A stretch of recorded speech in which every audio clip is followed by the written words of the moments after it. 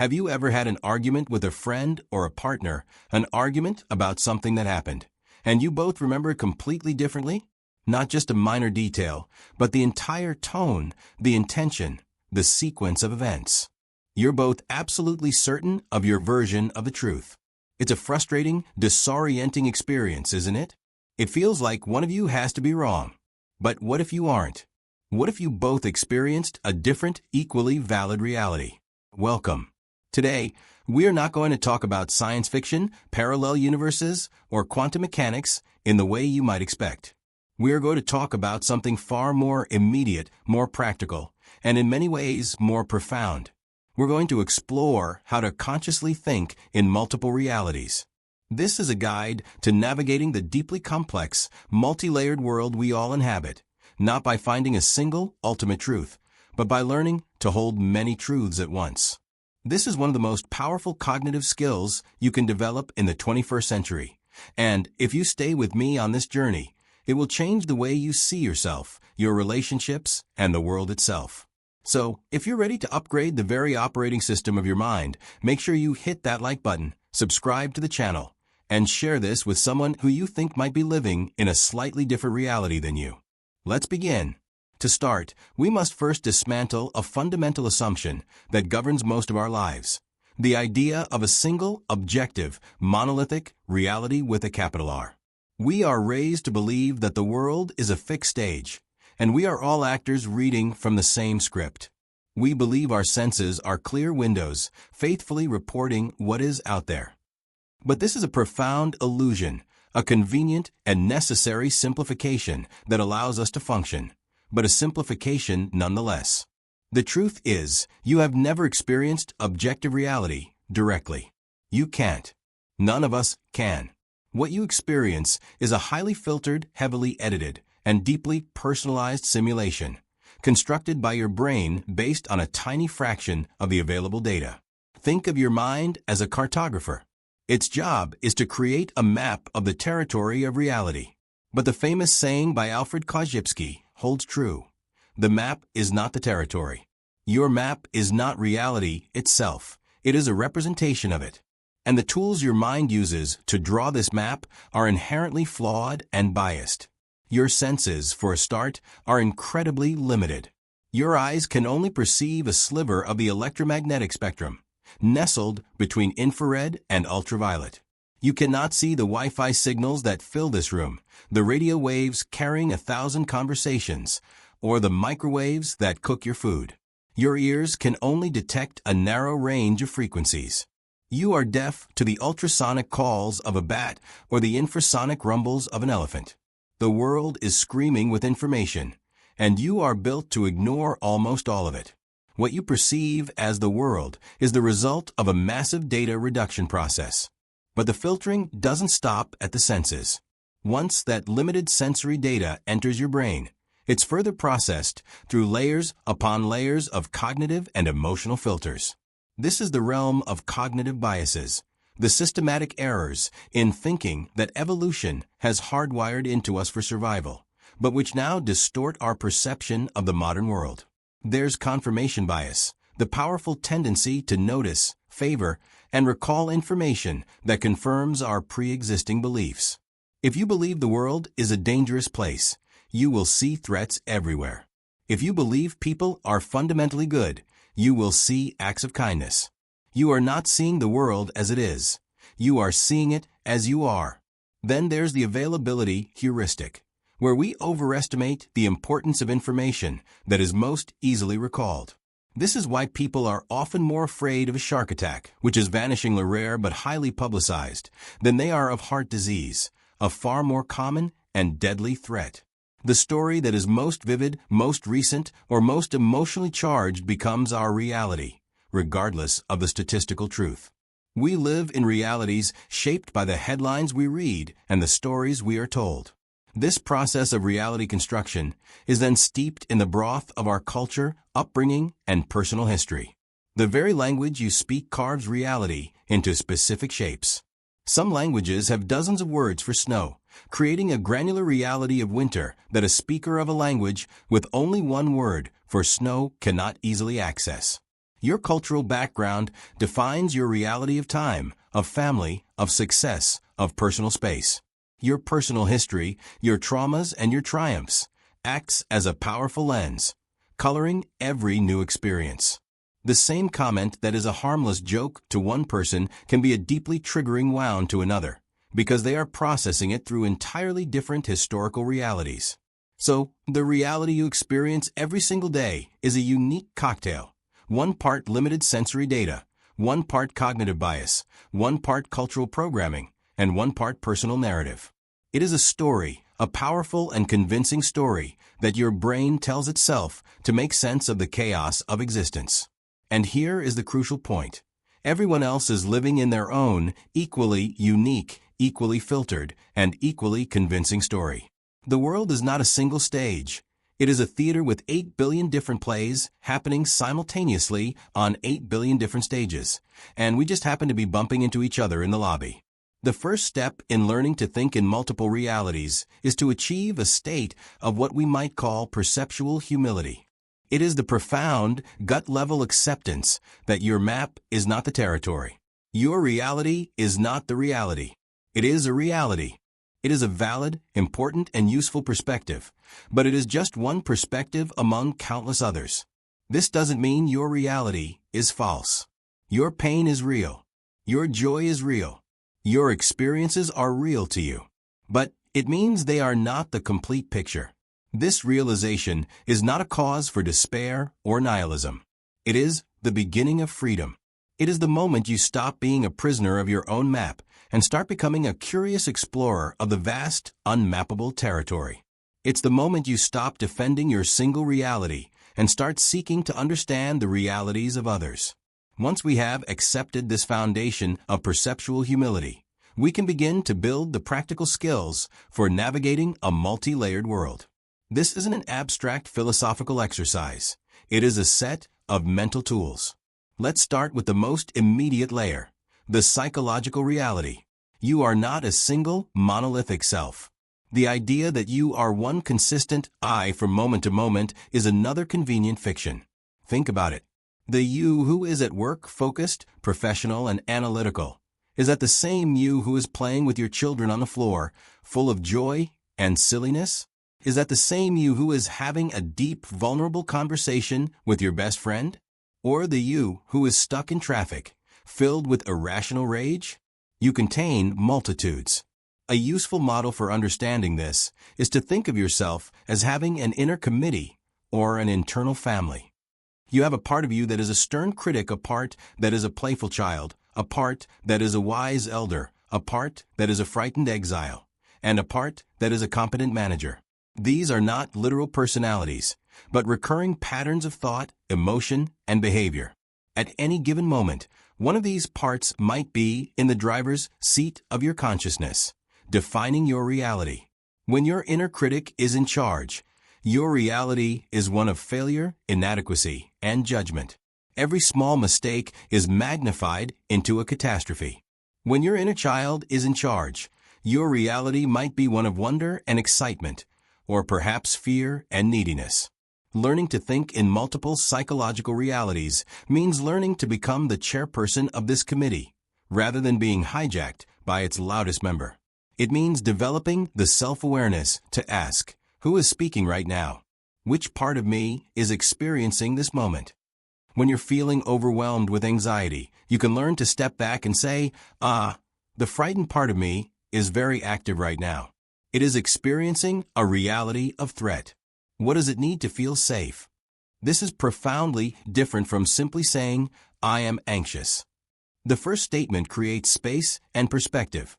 The second is a total identification with the feeling. By recognizing these internal realities, you can begin to have a dialogue with them. You can soothe the frightened part, listen to the angry part, and give the playful part some time to express itself. You are no longer a slave to your moods. You become a compassionate manager of your own inner ecosystem. This is the first and most fundamental layer of multi-reality thinking, acknowledging that even within your own mind, multiple worlds exist, and learning to navigate them with wisdom and compassion. From this internal world, we can now expand outwards to the next layer, the social reality. If you contain multitudes, then it follows that every other person you meet also contains multitudes. And their entire collection of multitudes is operating from a completely different life experience, a different cultural background, a different set of traumas and triumphs. To think in multiple social realities is the art of radical empathy. It's the practice of attempting to temporarily leave your own reality and inhabit the reality of another. This is much deeper than simply putting yourself in their shoes. It's about trying to understand the entire factory that produced their shoes in the first place. It requires a genuine, deep curiosity about the inner world of the other person. When you're in a disagreement, the single reality mindset asks, how can I prove that I am right and they are wrong? The multi-reality mindset asks a different set of questions. What is their world like? What experiences, beliefs, and fears are leading them to this conclusion? What does this situation look like from their point of view, through their filters? What are they trying to protect? What are they afraid of losing? This does not mean you have to agree with them. This is a critical distinction. Inhabiting their reality is not the same as adopting it. You can understand a perspective without condoning it. You can see the logic of their position based on their premises, without accepting those premises as your own. The goal is not agreement. The goal is understanding. Because from understanding, everything else can follow. Compassion, connection, and creative problem solving. A powerful technique for this is called steelmaning. It's the opposite of strawmaning, where you caricature an opponent's argument to make it easy to knock down. To steelman an argument, you must first listen so deeply that you can articulate the other person's position back to them, in your own words, with so much clarity and charity that they say, yes, that's it. You understand me perfectly. Only then, once they feel truly heard and understood, can a real conversation begin. Until that point, you are just two different realities shouting at each other across a void. Think about the most polarized debates in our society. Most of the time, neither side is even talking to the other. They are talking to a cartoon version of the other that lives inside their own head. They are attacking ghosts. The practice of navigating social realities is the practice of seeing the human behind the position. It is the recognition that the person you disagree with is the hero of their own story. They have reasons for their beliefs, reasons that make perfect sense within the logic of their own reality. Your job as a multi-reality thinker is to become a detective of that logic. This is an act of immense generosity, but it is also an act of immense power. It diffuses conflict, builds bridges, and allows you to see solutions that are invisible from a single point of view.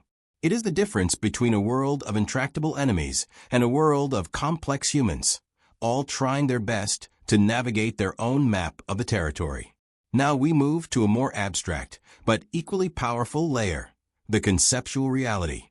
This is the realm of mental models. A mental model is a framework or a theory that we use to understand how the world works. Each model is its own reality, a unique lens that reveals certain aspects of a situation while obscuring others. A single reality thinker has one or two favorite models and tries to apply them to everything. The classic example is the saying, to a man with a hammer, everything looks like a nail. A multi-reality thinker, on the other hand, cultivates a latticework of mental models, as Charlie Munger calls it. They have a whole toolbox of lenses, and they know how to switch between them depending on the problem at hand. Let's take a simple, complex problem like a city's traffic congestion. A civil engineer, looking through the lens of physics and logistics, sees a reality of flow rates, bottlenecks, and capacity. Their solution might be to build more roads or design more efficient intersections. An economist, looking through the lens of supply and demand, sees a reality of incentives. Their solution might be congestion pricing, making it more expensive to drive at peak times to reduce demand. A sociologist, looking through the lens of social status and culture, sees a reality where cars are symbols of freedom and success. Their solution might involve public campaigns to make public transport more fashionable. A systems biologist, looking through the lens of an ecosystem, might see the city as a living organism, where the traffic is like clogged arteries, and they might propose a holistic solution involving green spaces, distributed work hubs, and walkable neighborhoods to improve the overall health of the system. Who is right? They all are. Each model illuminates a different facet of the truth. Each one operates within its own valid reality. The engineer's reality is governed by the laws of physics. The economist's reality is governed by the laws of human incentives. The sociologist's reality is governed by the unwritten laws of culture. A single reality thinker would pick one and argue that it's the best solution.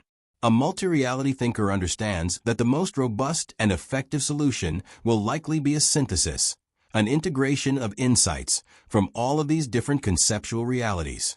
Developing this skill means actively seeking out and learning the fundamental models from different fields: physics, biology, psychology, economics, history, art. You learn about feedback loops from systems theory, first principles thinking from physics, compounding from finance, natural selection from biology. You don't need to be an expert in all of these fields. You just need to understand their core concepts, their big ideas. This transforms you from a simple craftsman with one tool into a master diagnostician with a full suite of instruments. When you encounter a new problem, whether in your business, your relationships, or your personal life, you don't just reach for the hammer. You pause and you ask, which lens would be most useful here? What does this look like from an economic perspective? A psychological perspective? A historical perspective? By layering these conceptual realities on top of each other, you gain a stereoscopic, three-dimensional view of the problem, revealing depths and connections that were previously invisible. This is the engine of creativity and innovation. It is the ability to connect the unconnected by seeing the world through more than one set of eyes. Next, we must consider a dimension that underpins all the others: the temporal reality. Our relationship with time is not a simple, linear progression. We are constantly living in multiple temporal realities at once. You are at this very moment a product of your past, an actor in your present, and an architect of your future. And how you construct these temporal realities profoundly shapes your experience of life. Let's start with the past. Your memory is not a video recorder. It is not a faithful playback of events. Neuroscientists have shown that every time you recall a memory, you are not accessing an original file. You are actively reconstructing it. And in the process of reconstruction, you change it. You edit it. You embellish it. You reinterpret it through the lens of who you are today. This means that your past is not a fixed, static thing. It is a living story that you are constantly rewriting. A single reality thinker is often a prisoner of their past. They have one version of their story, a story of victimhood or failure or missed opportunities, and they play it on a loop. This story defines their present and limits their future. A multi-reality thinker understands that their past contains an infinite number of potential stories. Yes, the facts of what happened are fixed, but the meaning you assign to those facts, the narrative you weave around them, is flexible. You can choose to tell a story of resilience instead of a story of trauma. You can choose to see a past failure not as a final verdict, but as a crucial lesson, the tuition you paid for the wisdom you now possess. This is not about self-deception. It is about conscious reframing. It is about understanding that you can be the editor of your own life story. You can visit your past and find new meanings, new strengths, and new perspectives that can empower your present self. Then there is the future. Your future does not exist except as an idea, a simulation in your mind. Yet this imagined reality has immense power over your present. Your hopes, your fears, your goals, your plans. These are all stories about a future reality that you are using to guide your actions today. A single reality thinker might be locked into one specific vision of the future, and any deviation from that path causes immense stress and anxiety. Their happiness is conditional on this one particular outcome being realized. A multi-reality thinker cultivates what is sometimes called scenario planning for their own life. They can imagine multiple possible futures, multiple successful versions of themselves. They can hold the reality of a future where they achieve their primary goal, but they can also hold the reality of a future where they don't, but find happiness and fulfillment in a different way. This creates a profound sense of psychological resilience. It detaches their well-being from a single outcome. It allows them to be adaptable, to pivot when circumstances change, because they have already visited and made peace with multiple future realities. It's the difference between navigating a river on a rigid rail car and navigating it in a nimble kayak, able to adjust to the currents as they come. By skillfully navigating these temporal realities, by becoming a conscious editor of your past and a flexible architect of your future, you liberate your present. The present moment is no longer just a reaction to what has been or a stepping stone to what will be. It becomes a point of power, the nexus where you can integrate the lessons of your multiple pasts to make choices that open up a wider range of desirable futures. Finally, we arrive at the most expansive layer, the one that ties all the others together, the system's reality. This is the shift from seeing the world as a collection of separate objects and events to seeing it as a web of interconnected, interdependent relationships. It is the understanding that you cannot truly understand a thing in isolation. To understand a tree, you must understand the forest, the soil, the mycelial network, the climate, the entire ecosystem of which it is a part. To understand a person, you must understand their family, their community, their culture, their economic system. A single reality thinker operates with a linear cause and effect mindset. A causes be. If there is a problem, they look for a single, simple cause and a single, simple solution. If profits are down, fire the sales manager. If a child is misbehaving, punish the child. This approach often fails, or worse, creates unintended consequences, because it ignores the complex, dynamic system in which the problem is embedded. A systems thinker, a navigator of this higher-order reality, sees things differently. They see feedback loops, delays, and emergent properties. They understand that the problem is often a symptom of a dysfunctional system, not the fault of a single part. When profits are down, they might look at the entire system. Is the product still relevant? Is the company culture stifling innovation? Are market conditions changing? Is the compensation structure incentivizing the wrong behaviors? They see that the sales manager is not an isolated variable, but a node in a complex network. When a child is misbehaving, they look at the family system. Is there stress at home? Is there a lack of connection? Is the school environment a poor fit? They see the child's behavior not as a personal failing, but as an expression of a system in distress. The behavior is a signal, a form of communication about the health of the whole. Thinking in this system's reality requires zooming out. It requires seeing not just the dancers, but the entire dance floor and the music that is playing. It asks questions like, what are the rules of this system, both written and unwritten?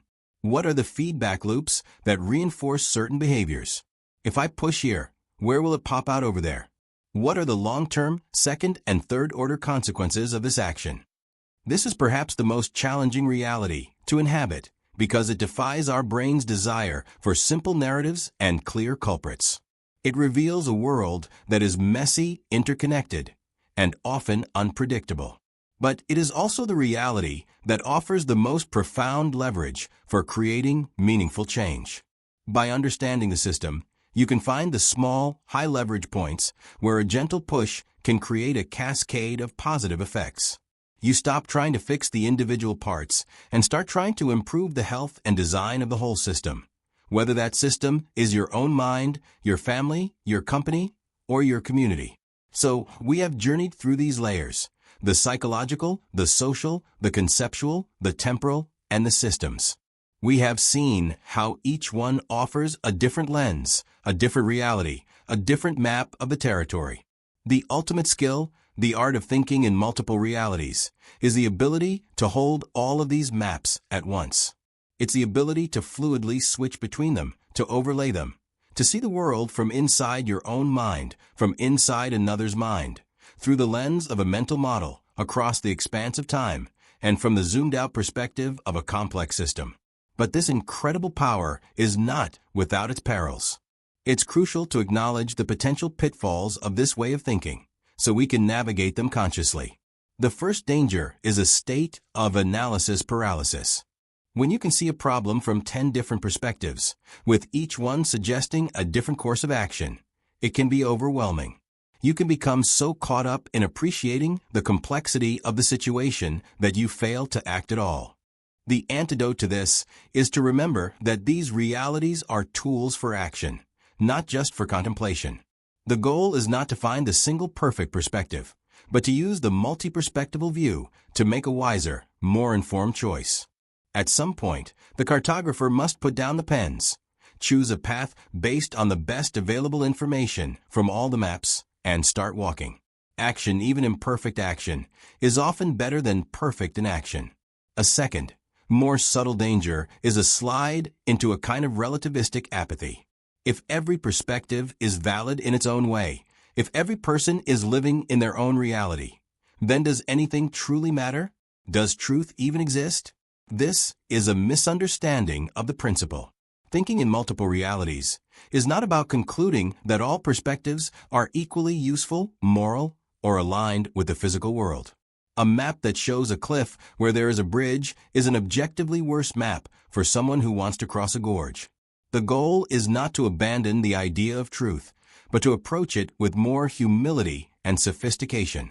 It's about understanding that while everyone has their own map, these maps must still correspond, to some degree, to the shared territory of physical and social consequences. The goal is to integrate the wisdom from multiple realities to create a better, more comprehensive, more functional map, not to declare that all maps are equally good. Your core values and ethical principles become your compass, helping you navigate which realities you will act upon and which you will simply seek to understand. A third risk is a sense of social disconnection or alienation. When you begin to see the hidden systems, the psychological subroutines, and the cultural programming that others take for granted, it can be difficult to participate in normal conversations. You might feel like an anthropologist among your own people. The key here is to balance your expanded awareness with compassion and a common touch. You don't need to lecture everyone on their cognitive biases or the systemic nature of their problems. You can use your understanding to listen more deeply, to ask better questions, and to connect with the person behind their reality, not the reality itself. Your knowledge should be a tool for connection, not a barrier of intellectual superiority. Finally, there is the existential risk of feeling groundless. If the self is a committee, the past is a story, and reality is a filter, what is solid? What can we hold on to? This is where we must return to the territory itself. The anchor in this sea of perspectives is the undeniable reality of your own consciousness, here and now. The feeling of the chair beneath you, the sensation of breath in your lungs, the love you feel for your family, the pain of a scraped knee. These are ground truths. Your core principles, the values you choose to live by, form another anchor. Thinking in multiple realities is not about floating away into an abstract void. It is about building a richer, more flexible, more resilient structure of mind, one that is firmly anchored in both direct experience and chosen values. So how do we begin? This is not an intellectual switch you can just flip. It is a practice. It is a lifelong discipline. You start small. The next time you are in a disagreement, pause. Before you defend, get curious. Try to Steelman the other person's reality. The next time you feel a strong emotion, pause. Ask, which part of me is feeling this? What reality is it living in right now? The next time you face a problem, pause. Ask, if I were an economist, how would I see this? If I were a biologist? Read a book from a field you know nothing about. Travel, if you can, not as a tourist, but as a student of other realities. Keep a journal to explore the different stories you tell about your past, present, and future. This is the work. It is the work of transforming yourself from a passive consumer of a single, inherited reality into a conscious architect of perception. It is about developing the mental flexibility and emotional resilience to thrive in a world of accelerating complexity and change. To see the world through a single lens is to live in a flat, black and white photograph. To learn to think in multiple realities is to step into a vibrant, holographic, and infinitely deep world. It's a world where problems become puzzles, where enemies become complex human beings, and where you are no longer a prisoner of your own mind, but its master.